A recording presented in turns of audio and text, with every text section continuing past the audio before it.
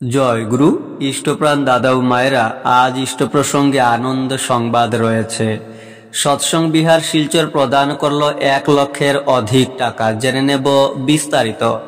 গত 22শে আগস্ট শিলচর সৎসঙ্গ বিহারের অর্থাৎ মন্দিরের কমিটির মাধ্যমে নেতাজি মূর্তি অসমের কাছাড় জেলার শিলচরের রাঙ্গিরখাড়িতে পুনঃস্থাপনের জন্য পরম প্রেমময় শ্রী শ্রী ঠাকুর অনুকূল চন্দ্রের শিষ্য শিষ্যারা 1,06,150 টাকা প্রদান করেন।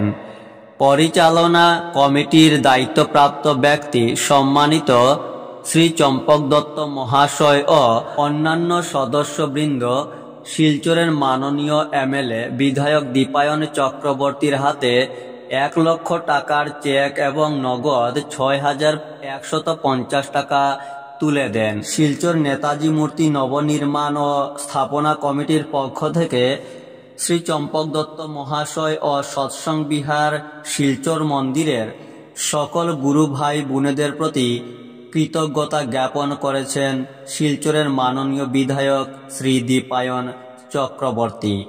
তিনি এই তথ্যগুলি গতকাল রাতে পোস্ট করেছিলেন ওনার ফেসবুক পেজে। জয় গুরু।